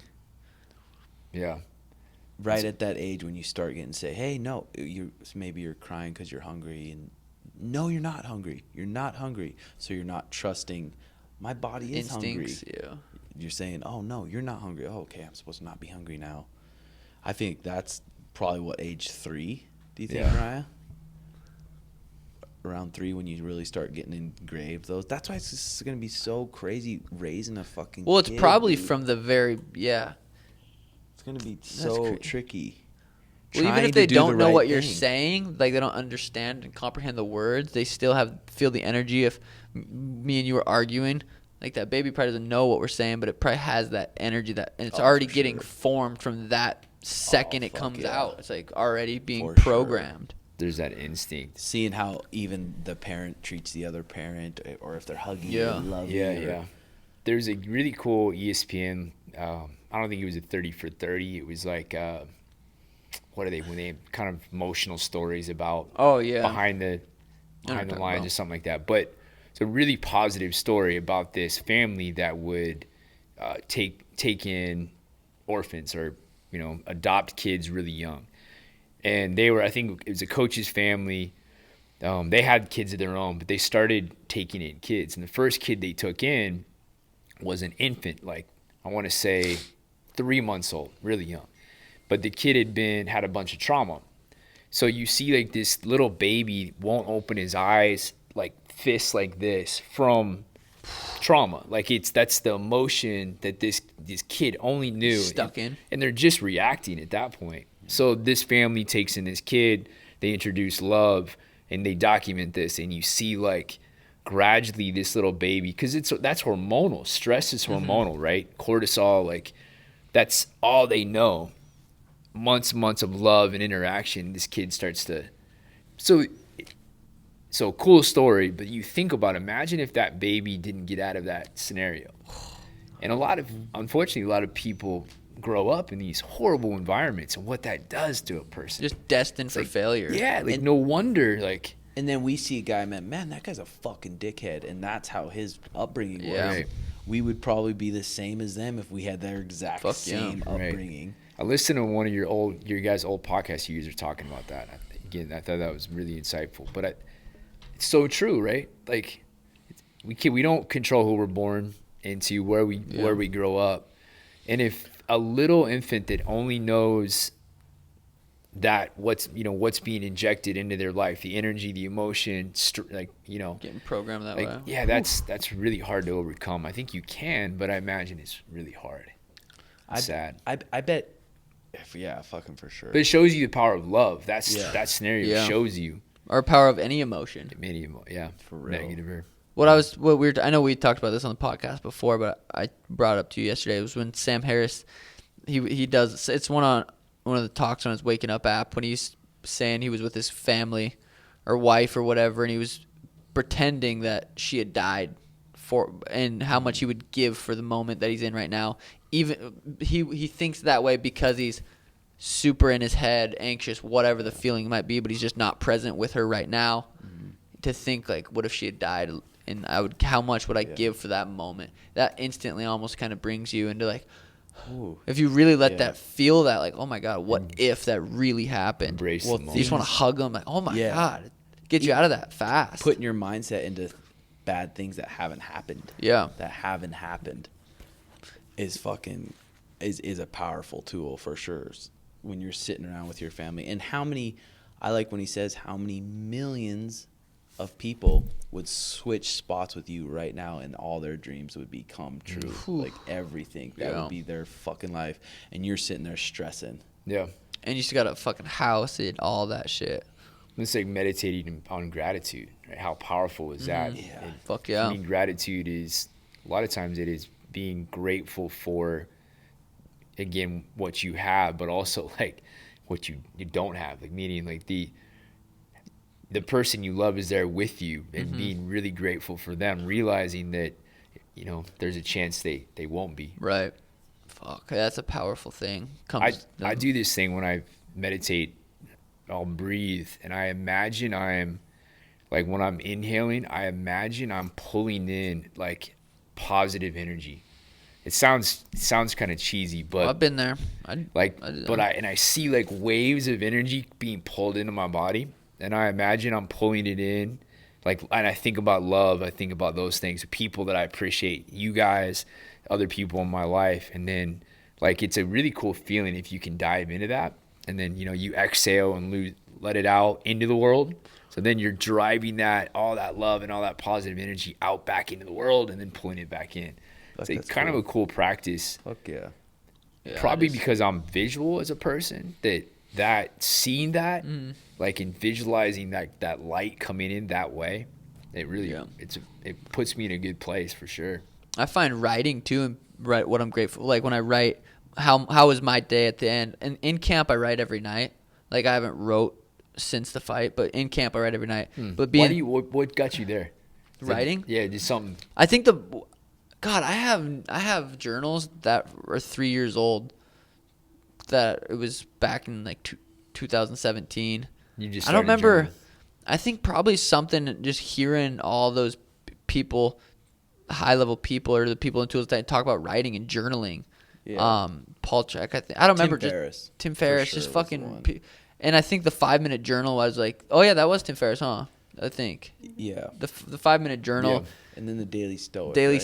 Stoic, just writing, but writing at night. What like being grateful that I was able to go to Brandon's and hit mids with him, like writing those things down and being like, damn, just reiterating that, like I'm doing the right shit. When I'm writing this shit in my day, like holy cow, but writing helped me a lot. Every going night through. you do it. When I'm in camp, every night I write down how the day was. How do you embrace a habit? So like, what do you mean? So I think a lot of people, I'd say a lot of people will hear something. So they read Tools of Titan. They listen to a good podcast. They hear somebody talk about journaling. It sounds great. I'm sure it works. Or eating healthy. But some people will embrace those as habits and others won't. They'll do it for a night and they stop. So for you as an individual, why do you think you'll say do that all camp? Is that a conscious process? Is it just you as a person? Yeah, when I'm in camp, I feel like it benefits because I don't smoke at night. I don't like my nightly routine in camp is super fucking strict. It's the same thing every night. Yeah. What like the hot, cold stretch, tea, walk, right? Like that's just the same thing every night. And that's when I'm in camp. I don't. That makes it easy probably in camp. You know there's a motherfucker. You know you're getting a lot of money. That makes it easy to have those habits in camp. Yeah. But outside of camp even. There's that James Clear thing on the Sam Harris Waking Up app, and it talks about it. It's like an hour of them talking about habits.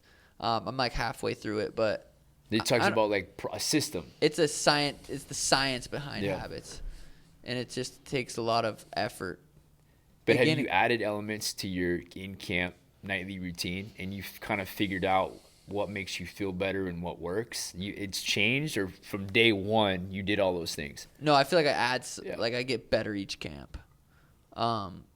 the camp of Jose and that we're pretty much the same thing. I'm like, damn, that was fucking perfect. That was like, I did everything perfect. So I'm like, those are the habits, I need to do. I don't know. I don't remember the question, to be honest. Well, the process of making it a habit. Oh, yeah. Like, I don't then know. Tim was saying that in the fight camp, like, there's a little extra Motivation right? behind the habit, But, yeah, I don't know. Just being, I don't know. Just, I feel like, especially when I read it from people that I know are intelligent people and they preach about it, maybe I read it again, then maybe even see it again. I'm like, okay, this probably has a positive effect, but I know if I do 3 days of it, it's not going to probably work. Probably work. Just like jiu-jitsu. Go to jiu-jitsu for 3 days, see how good you get. Yeah. You're not going to get good. It's going to take consistency over time to get any results from those things.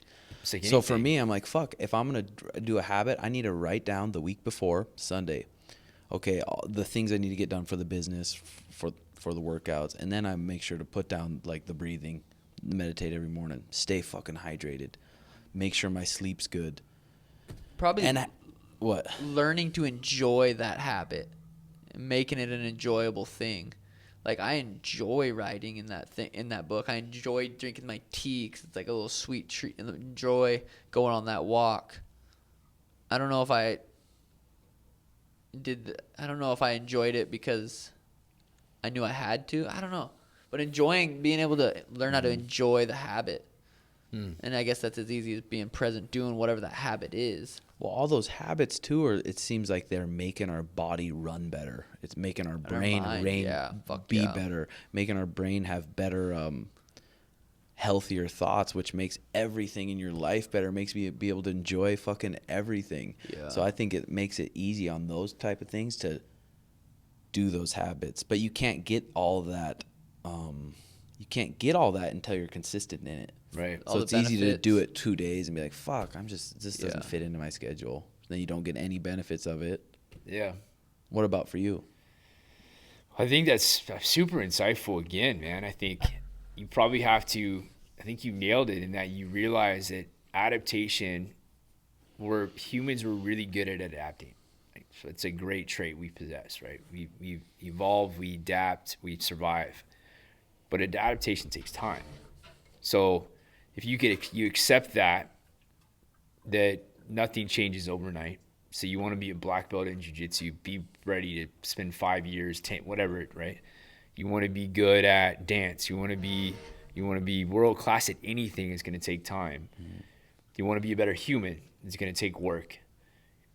Buying into that there's value in the process of the grind over the quick fix. Mm-hmm. So it's like you have to trust that the effort and the growth that's the reward. The process is the reward, not the end. It's enjoying every little step. You acknowledge it's hard, you commit to those things, and then you decide what you want to be better at. And then what systems will you put in place to achieve your goal? If that makes sense. Because I think it is what goals. Systems you're going to put in place. Yeah, it's huge. Instead of saying, okay, my goal, and just say it in your head one time. Make it less about the goal, more about the system. Fuck yeah. So how do you become the best fighter? I want to be the best fighter in the world. Great. But that takes what's going to get you there? And then that's your focus. Getting there and enjoying it. Not just staying in the future, right? Like once I get there, it's eternal happiness. And if you get there, and then you've got all this, you've done all this growth. You picked up so much because you embrace the process. To me, it's always comes back to. That's why meditation is so powerful, because it comes back to this awareness, moment to moment, consciousness. That there's so many applications of it, whether it's business related, athlete related, just enjoyment related. It's everything, I think. Yeah, for sure. And we always preach about that waking up app. Have you tried it at all? Yeah, I've used it. It's a neuroscientist Sam Harris, who just studies the mind, and he's an expert in meditation, and he's a neuroscientist. So literally he puts you through this program to teach you to meditate, which in turn is going to give you a healthier mind. Mm-hmm. And it's simple. all his like the day-to-day ones, it's the same thing. Like he progresses it. Yeah. But I mean, for the most part, probably the first 90 days of it or 60 days are not that different, where Right. it's follow your breath. Mm-hmm. So awareness first. Like a lot of people never even slow down enough to even think about that. Mm-hmm. So awareness of your breath, just follow it. Like for me, it starts with that awareness or breath watching. Don't even try to control it. Just feel it. Feel it, follow it, get distracted, you come back. Do that consistently over and over until you can follow your breath and get out of your head. You pull your head inward. So for me, breathing is the gateway to connect the mind and body. And if you think about it, if I'm putting my thoughts to my breath and my breath is happening in my body, I'm connecting those things, right? Like as opposed to thinking about what I have to do next, or I'm out here, I'm living in my head. When I'm putting my intention, where your intention goes, energy flows. I know that somebody said that. I like that one. I'm putting my intention inward. I'm feeling something that's really happening, because when I bring in oxygen, right, my diaphragm descends, my lungs expand, right? There's physical, actual stuff happening, and I'm connecting those things. I'm getting out of my head and into my body. I think creativity happens there. I think flow happens there. Mm-hmm. I think a lot of good stuff happens when you connect your mind and body, and you do that with the breath. Fuck yeah. And that's I think even connecting the mind and body too. I think breath 100%, but without eating healthy. If you're fucking just putting shit in your gut and then your brain's just getting heated up, it's just sugar rushes, and then say you're not hydrating or you're not sleeping good. You're sleeping 3 hours a night and you're waking up these times. Yeah. That's where I feel like almost the combination of those four is so fucking powerful. Yeah. I think people Because if you have all three of those gone, you smoke cigarettes, you drink pop, you do that, and you have a breathing technique, it probably won't get that much better. Maybe a little bit, I would say. Yeah. No, for sure. I think you got to inch it. I mean, it's hard for me. I think you have to realize it's arrogant, it's ignorant to think I know what it would be like to be in somebody else's body. But the three of us, pretty damn healthy. Like our perspectives are probably aligned for the most part. We're very different. But imagine what that person that drinks 5 Thirst Busters a day, eats McDonald's, smokes, like you're saying, like they're feeling their sensations are probably very different. And if all those things aren't aligned, probably the meditative experience would be different. Maybe it's not as maybe it's harder, maybe it's not as rewarding, because when you go inward, maybe you're aware of how shitty you feel, right? Like maybe that person's like, they start going inward and they're like, man, my stomach fucking hurts, and you know. Yeah. Smoke a cigarette. Yeah, that it goes away. But I guess to motivate people to change that, you just start simple. Right? Walk every day, meditate for 5 minutes, eat a salad, 3 times a week. Yeah. Like just start simple. Yeah, for sure. And progress it. For sure. Especially even just being hydrated, dude. How many people out there are just fucking dehydrated, and they're blaming their problems on so many different things, and their body's just not running right because they're dehydrated. And then they sleep like shit, and then it's even worse. And they're like, what the fuck? Blaming their spouse or beating their fucking kids or doing all this shit because of little things. Yeah. I could fix it. Especially right now with the COVID and kids not. Imagine how many. They're saying the abuse rate went up huge, right? Kids don't go to school now. Yeah. Like, fuck, Their parents are getting drunk because the alcohol shits up. And their parents aren't used to being parents and having this kid. They're used to just shipping them off to their daycare or school. And their after-school program. Fuck, it is sad, dude. That's crazy shit. Yeah. You guys, another challenge. You should do the Timbo Sugar, like, meditative challenge. You guys could do all kinds of challenges. I think it's sweet. A lot of the Jobins, the Patreon people, I feel like have downloaded the Waking Up app and at least attempt it or try it. Yeah. It's crazy how, if you guys told someone, could you do one thing every day for 10 minutes a day, and it's going to improve your life a lot. It's like, yeah, that's easy. I could do that. It's like, okay, Yeah. download the Waking Up app and push the 10 minutes every day. Dude, that's it's like true. It's that fucking easy. It's 10 minutes. That's but true. then you still find a way. You're so fucking lazy. It's like, You can't I'm not just gonna do it sit today. there by yourself for 10 minutes with no phone, no nothing. yeah, That is it crazy. is something that simple. Do you think it's just lazy? Like, I that's think it's fascinating. lazy, yeah. Lazy. Dude, I lazy think brain. I think it's a super addiction of stimulation from a super young age, especially with younger kids now, dude. Yeah. What were you saying, Mariah, that Danny told you? Kids are having major issues with porn. Major issues with porn Like in young 3rd and 4th kids, grade. Yeah. They're after having like an elementary school meeting. It's crazy. Elementary school meeting because it's such a problem, and then the girls there are getting pregnant at 12 years old. Yeah, that's fucking crazy.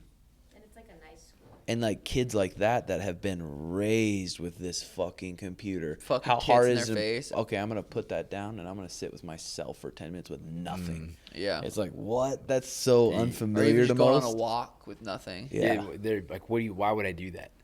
But Yeah, it makes why sense. would I do Why that? would it I makes be sense, bored? like why I'd be bored. why it's that way. Because when I was 13, I couldn't have perspective of Yeah. changing my life, right? There's no way you can. You have to have coaches. You have to have parents that facilitate it. Otherwise, kids are always going to do what's easy, Fucking crazy. right? It's so crazy, dude. I'm so curious to what kind of issues arise from kids having cell phones at that age and looking at porn from that age. Yeah, it's not healthy. And for it's sure. not going to happen right now. It's going to happen in 10 years when those kids are our running age. the world. Or fuck, 20 years when they are. shit. Yeah, it fucks with your breathing. It's like you start to see the cascade of events that it can create, like technology and that constant stimulus. And then you have all the psychological stuff from, like wanting likes and all of that's like so heavy, it's so deep, it's such a vicious cycle. It's scary. There's gonna be a huge need for people that have an understanding of how to help. And I think things like jiu-jitsu, I think things like fitness, I think these are pieces that people are going to need more and more because of the direction we've gone with technology. For sure. So I think as a coach, like hopefully, what you guys are doing with all of the digital stuff, I think it's huge because I'm sure there's plenty of your guys' fans that are out there that have changed aspects of their life because they hear you guys. Yeah. Yeah, and a lot of the feedback is that, like, Fuck yeah. just remind them to hydrate. But Paul Check telling us, he's like, you guys are going to have a huge impact, and it could make a big positive impact. That's why I don't mind, like, it's fun fucking around, talking about chicks, talking about all that fun shit, being ourselves, but also talking about that stuff because it means so much, and it's such a big reason on why I feel like I'm pretty fucking happy kid. A majority of my days are pretty positive thoughts, and I think it's all from those things. Yeah. For sure. Grateful for that, man. Yeah, super grateful for that. What do you guys have going on until dinner? Yeah, it's 1:43. We got dinner, 4:45? Yeah. How far is it from your house? 10 minutes, not far. Okay, so we'll get to your house around 4:30 probably. Perfect. Yeah. So we'll probably leave. So we got a couple hours. Yeah, I don't know. I'm almost feeling like I'm like, God, I should do something. Earn my dinner. I'm gonna just go home, take my clothes off, fucking stretch, and get in that cold, dude. Well, I feel like I need to work out. I'll do like something on the Aerodyne and the skier maybe or something. I'm pretty fucking sore, honestly. Are you though. training in the From gi that tomorrow? lift. Yeah, that lift, and then I did jiu-jitsu yesterday. I'm fucking sore. Maybe just a good stretch or something. That's today. what I was thinking. I was thinking if I just take one day and move my body a little bit, but then just fucking chill. Hit the skier and just go long with it. Mhm. Get a sweat and then stretch. Yeah. You know, Get a good work. warm up. Yeah, open up your lungs. Make it about being long and fluid. Get good fluid movement, and then breathe and stretch. Do you love that that's good. skier? Yeah, I did 15 minutes the other day outside, and then I shadow boxed for 15. It's nice because it doesn't hurt anything, Mm-hmm. Does and it? it's like a full body. Is it your lats a lot that get sore? Your lats. Mine do, yeah. Fuck yeah, my lats. But you, like Brandon said, you can make it as hard as you want. You can jump into it. You could use it as like just a slow warm up kind of thing. But yeah, I do pretty like sweet. it a lot. It's all concentric, so there's a benefit there too. You know, you will get sore from it, but you won't get it won't be crazy because there isn't a lot of eccentric. You just kind of Makes crank sense. it down, and then all the wattage stuff, right? It's nice to be able to program Yeah. based off of watts and calories, and Yeah, Yeah. it's interesting. But yeah, I was doing my sprints. A lot of my sprints were on the skier and the Airdyne, doing 2 minutes all out, getting my heart rate as high as it can for 2 minutes, and then bringing it down to 130, and then fucking doing it again. That Yeah. was nice to be able to do outside.